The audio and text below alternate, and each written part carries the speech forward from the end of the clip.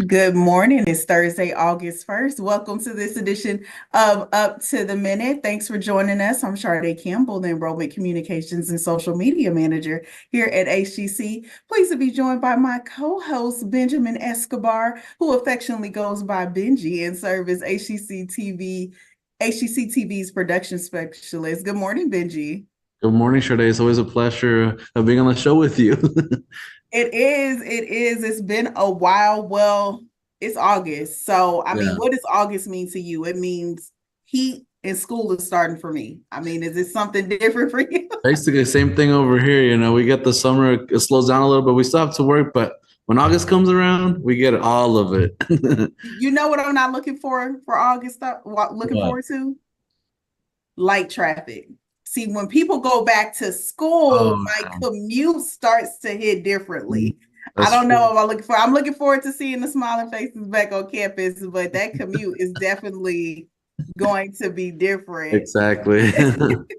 Well, for those who are tuning in after we are on our live, how can or if they want to tell a friend how they can watch us to the minute, where can they find us? Yeah, you can watch us live on the Houston Community College District Facebook page, not HCC, but Houston Community College District. You can also find us on YouTube, X, LinkedIn, and our own TV channel where you can catch a rebroadcast of this show at noon, 5 and 10 p.m. Monday through Friday. All right, thanks so much for that. Well, today is Thursday Family Fun Day, and I'm sure for the summer, we're looking our community is looking for ways to wrap out these summer activities, and we're getting a checkup on what the Health Museum is up to this summer. Here to talk about it is Stephanie Wigginton. Excuse me, if I would just slow down, we would get there. But welcome to the show, Stephanie. Good morning. Thanks for having us. All right. And Stephanie serves as the marketing manager at the Health Museum, and her and Benji are going to have a good conversation in just a second. But first, HCC Coleman College is being spotlighted as we focus on our pharmacy tech program. Welcome into the show, Marlen Pena, who is the clinical coordinator for the pharmacy technician program. Good morning, Marlen. Hi, good morning. Well, pharmacy tech is one of those things where I see a lot of people be able to come in, get that skill set, and be able to increase their earning potential fairly rapidly. So excited to learn about the program. So let's kick things off about if someone is looking to do the pharmacy technician program, what are the requirements for admission? So for our program, students are required to show, of course, proof of high school education, as well as being TSI complete. And there are two prerequisite courses that do need to be taken right before the program. They will begin the program. So those are the prerequisites for applying into our program. We do have a fall and a spring start. So there's time this fall to take those two prerequisite programs for those interested in starting in the spring. Gotcha. And so the pharmacy technician program, for those who may not know the broad array of career opportunity in the pharmacy arena, what specifically does a pharmacy technician do in a greater scheme of how pharmacies are staffed? So the biggest misconception is that we're just pill counters, which is not true. There are a lot of different things that our students go out into into the industry, into the pharmacies to do. So our pharmacy tech students will go and prepare medications in hospitals. They'll make IVs. They'll also prepare medications that are not commercially available, such as creams and syrups, especially for pediatric patients, for example, that those medications are not made for them. Most medications are made for adult population. So it's one of those things that students aren't really thinking about that we can actually do. We also have, managing inventory, working with insurance, even making pet medications. So there are very different things that students and pharmacy technicians can go out and do in the field. Yeah, you know what? Addressing the misconceptions, because I think I learned a thing or two just in that one little overview, especially pet medications, things or the cream. So that is definitely something that I think we always need to address for our students, because they may know the title, but they don't understand the career. So I appreciate you sharing that. And one of the biggest benefits of coming to HCC, I will stand on this hill and always say this, is a hands-on experience. And that's just not a marketing lingo. Like when you really see how Coleman College is set up in the learning spaces that they are learning in, you can see how it prepares them for the workforce. So what can students expect from their courses in the program? So, and that's very, it's a good thing that you point out our labs. We are accredited, and when we have had our accreditation body come and, to our labs, are always very impressed, saying that we have some of the best labs that they've seen. So our program, I mean, we prepare students for obviously passing the certification test, but then we also prepare them for the day-to-day responsibilities as a pharmacy technician, so they can expect to come in, and on top of the pharmacology and the math, they will come in and practice in a retail pharmacy. And we are set up exactly like a retail pharmacy, except we have more computers than a pharmacy would. They would type in prescriptions and dispense the medications. And then we have a hospital pharmacy where they learn the technology that they can expect to find in a hospital pharmacy. And then we also have a state-of-the-art IV lab where the students will learn how to make IV bags and IV medications intravenous. And those students, when we finish that particular class, they do end with a IV certification, which allows them to actually work in a hospital, because the state does mandate that IV certification for pharmacy technicians in a hospital. So they do have a lot of hands-on, and a lot of our students will leave here knowing at least the basic things of what they can expect to do in the day-to-day in a pharmacy in all settings. Love that. And in addition to this in-class learning, they also have clinical rotations and practicums and opportunities to work with our industry partners. So how are these clinical rotations structured to help supplement the classroom experience? So after the students complete all the bookwork, the last portion of the program is for them to go and do the clinical rotations. Students will rotate through 3 different pharmacies, excuse me. So they will do a retail rotation, and then they do a hospital rotation, and then we have a specialty rotation. And a lot of those specialty rotations that the students will do is in a long-term care setting, or maybe even production setting, where they are preparing medications that are not commercially available. So compounding. I would really like to see us have a pet pharmacy here, come approach us for clinical rotations. But our students do go, and they do get immersed and trained as if they were a new employee, and get to do the day-to-day responsibilities that a technician does. So from your mouth to industry partners' Yes. ears around that pet pharmacy, that would be incredibly cool. So real quick, how long is the program? So our program is for full-time students. It would be 3 semesters. And like I mentioned before, we do have a fall and a spring start. So students that start this fall, for example, will be finishing up next summer and getting into the workforce. Students that students that start in the spring will complete the following spring. So 3 semesters.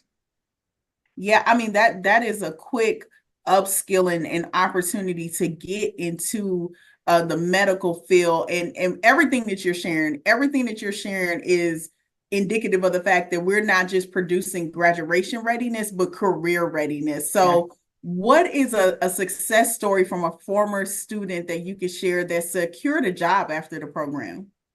Well, we are actually very lucky that we work with great industry partners for our clinical rotations. I could say that many, if not most, of our students leave their clinical rotations with job offers. So right now I have students that are wrapping up their clinical rotations at MD Anderson, and both students have been offered positions. They've been asked to go ahead and apply once they take their certification test. So we go ahead and push those students to take it as soon as possible. That way they can get in the workforce as soon as possible. Love it. And to wrap us out, fall is around the corner. It is starting August 19th. It is still time, but listen, what are you doing? What are you waiting on? The clock is ticking for a student that is considering the program, but maybe on the fringe of wondering, should they start this fall? What would you tell them? I would just tell them to reach out, come on over and tour the labs. Most students will come who are undecided for sure, will come and tour our labs, which we're more than happy to do. And usually you fall in love with the labs. It's just state of the art. You get a really good education and training. All right, thank you so much. For those who are just tuning in, we've been talking to Marlen Pena, who's the clinical coordinator of HCC Coleman College's pharmacy technician program. Details about the labs, how to connect with the program, enroll for fall will be posted after the show. Thanks so much for joining us. Thank you. All right, well, up next after a commercial break, Benji will visit with the Health Museum for Thursday Family Fun Day. When I grow up, I want to work in a lab to build robots. From classroom to career, we're with you every step. Register for real-world education at hccs.edu. That one day at PE when they were like yelling at me and then you just linked arms with me, I don't think you know how much that helped me. I finally knew that I had somebody.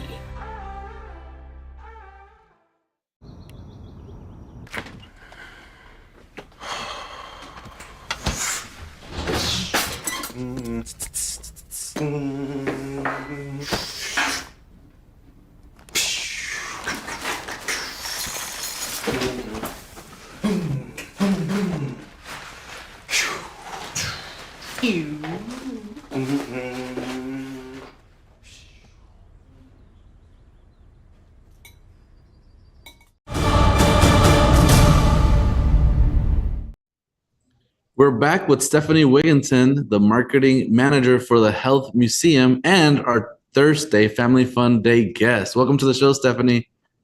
Good morning. Yeah, so tell us a little bit about what you do at work, what your museum is, and just a little details of that.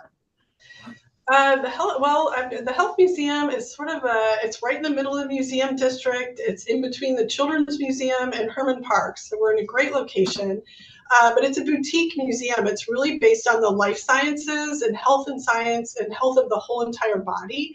But we try and make that really interactive and educational and fun for all ages.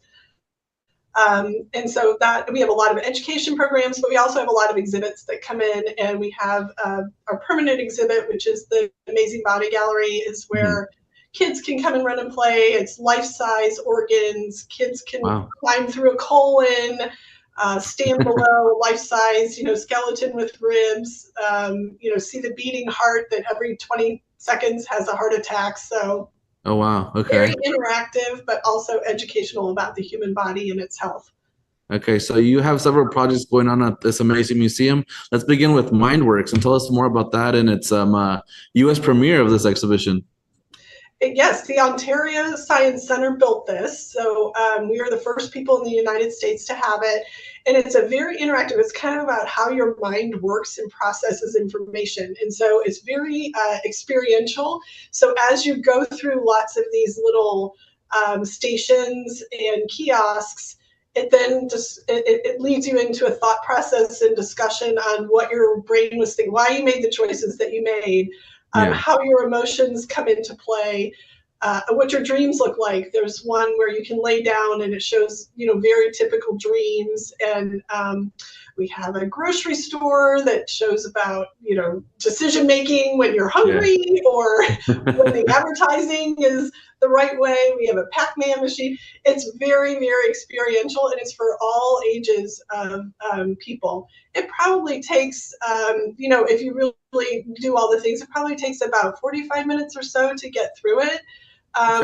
Some people will go through a second time knowing a little bit more, learning once they went through, so they try it again and knowing a little bit more about what their thought process was. Okay, so overall, like how long would you say somebody needs to take to kind of experience the whole museum? Because this is not the only exhibit, right? Right. People, it is a little bit of a smaller museum, but we have a couple exhibits. We're just about to put in an art installation. We have a theater that shows some things. We have a cell lab. Probably 2 to 3 hours is a good time to really get to see everything. Mm-hmm. That's a pretty good time to have for 2-3 hours. I mean, that's great. And you said you can go back around and do it again. So I mean, and also let's talk about that you have a program in the healing arts. Tell us about what programs you'll be adding with that. So we've just been starting this program this year, and we're doing a full launch actually this month. But the Healing Arts program is sort of that next level from the human body, but it's also the mind and the healing and the connection between science and medicine and the arts. Yeah. And so that involves music and art and writing and poetry and all sorts of different things. So we're trying to incorporate programs. We incorporated a program with the Healing Arts with MindWorks, and it's a postcard. You can color in a heart with flowers and write your own message of, either, sort of a mental health journey or just a positive affirmation. And we hang those all over the perimeter of that exhibit. We did a art installation where we got all different artworks from caregivers. So people that have gone through a caregiving experience, whatever that might be, whether it's caring for an elderly person or someone who is sick, or even a mom that's home with 5 kids, where there's and how they got through that with expression of some sort of art or poetry, music. And so that opens actually August 10th. It'll be here through February.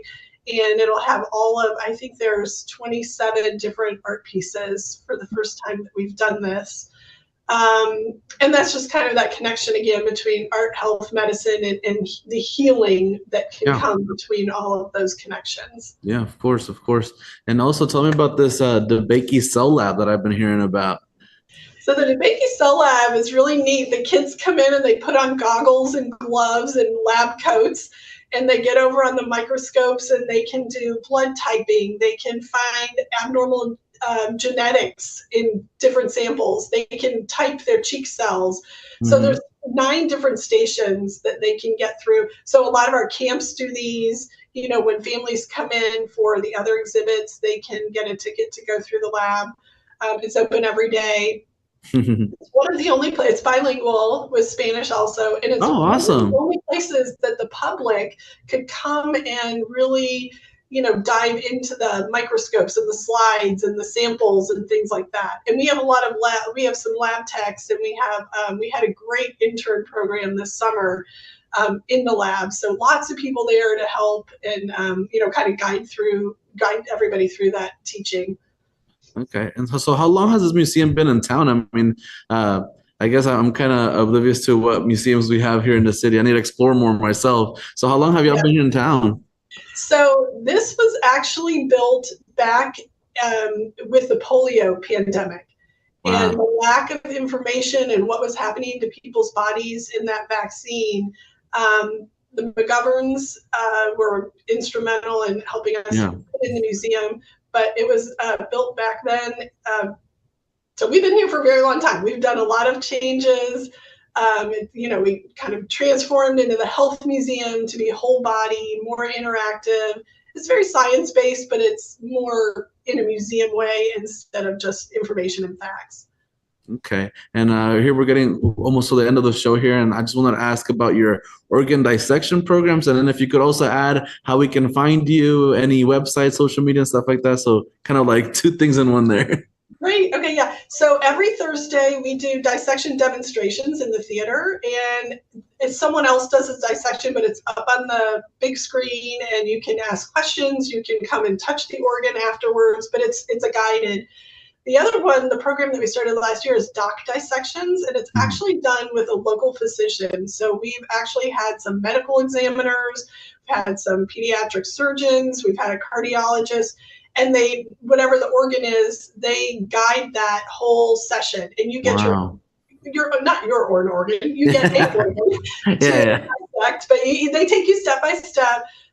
One of the ones we just had was an autopsy, and the medical examiner basically took you with a fetal pig, exactly how they would do it in their room, what they're looking for, you know, the tests that they run, how they open the body, what they do with the organs.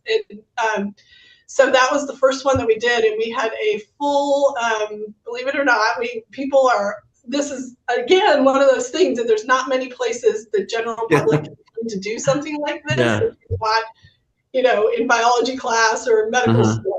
But we also do suturing and just regular organs as well. So any of this you can find on the website at thehealthmuseum.org. During the summer, we're open 7 days. We're always open on federal holidays. Come school year, we're not open on Monday, but that would be the only day. And you can register or look for any of this online. Well, thank you so much, Stephanie Wigginton. She's the marketing manager for the Health Museum and our Thursday Family Fun Day guest. And we'll have all of that info on our post after the show. Thank you so much for being here. Thank you for having us. And coming up next, we have a quick commercial break, but Sharday and I will be returning with some news and announcements. So stay tuned. When I grow up, I want to work at a school so I can be a teacher. From classroom to career, we're with you every step. Register for real-world education at hccs.edu.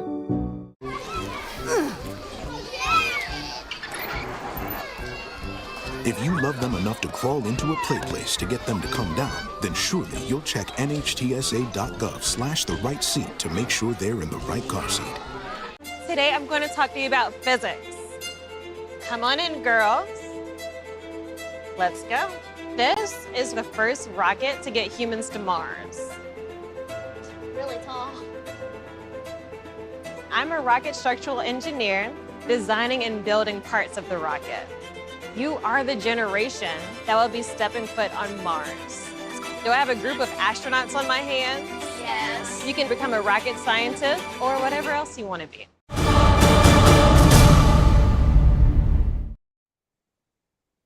All right, well, welcome back. Happy to kick off our news, events, and announcements happening not only at HCC, but around the community. First things first, we have a Medicare Advantage workshop to help our community get clarity around what is a really important decision. HCC is offering a free series in English and Vietnamese. The series helps attendees understand the options about choosing coverage based on need. It'll be happening 10 a.m. to 11 a.m. Wednesday, August the 10th at our HCC Spring Branch, A-Leaf Bissonnette, A-Leaf Hayes, and Katy campuses. So share this info with someone that you know could use it. Details will be posted after the show. Next up, we have Saturday Enrollment Fair. Yes, Saturday. HCC understands that not everyone is available during the week to take the time to enroll. So the Eastside campus is holding a Saturday Enrollment Fair to make it convenient for those students to register and talk to advisors. This will take place Saturday, August 10th from 9 a.m. to 1 p.m. at the Eastside Campus Learning Hub. For more info, check out our post after the show. All right. Well, Coleman is coming to Midtown. I know many of you may not know that Coleman is the only community college in the medical center, but now it is going to start offering classes at our district Midtown offices. HCC students interested in health science careers now have the option to take their pre-healthcare courses at the new HCC Coleman satellite campus in our Midtown district office. It'll be starting this fall, and students can take English, medical terminology, and other prerequisite courses in the HCC Administration Building at 3100 Main. Classes will be held in the evenings and weekends, so students who work traditional business hours can still begin their healthcare pathway. For more information about registration, be sure to check the details posted after the show. And then we have Discover Dance at HCC. Explore its creative core classes. HCC's Media, Performing, and Visual Arts COE says dance is one of the hidden languages of the soul. Students can explore this expressive language by registering its dance creative arts core classes that provide a well-rounded foundation for a career in that or any major dance appreciation and world dance that also satisfies the creative arts requirement of the HCC core curriculum. Please check out our post after the show if you're interested for applying and paying info. All right. So if dance is a hidden language of the soul, what does it say about your soul, Carl? What does it say about your soul, Benji? I got to read that R. I mean, I guess I just got to, I'm happy, I don't need a cup of coffee in the morning. I just kind of get the jitters out, Okay. Yeah. There you go. Tune in for the next episode for what my dance says about my soul. Yeah, there you go.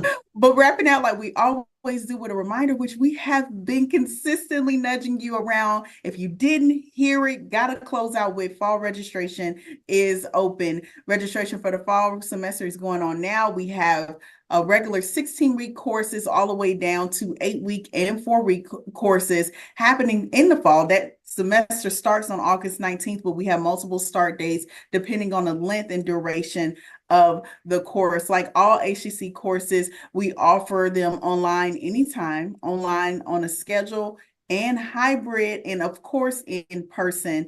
To learn more about HCC programs, the start dates, and options to cover costs, please visit hccs.edu/apply. All right, well, coming up tomorrow, we'll visit with the team behind the Mattress Max School of Selling, which is gearing up to start in just a couple of weeks. And for Film Friday, we'll welcome the City of Richmond to discuss this outdoor movie film event.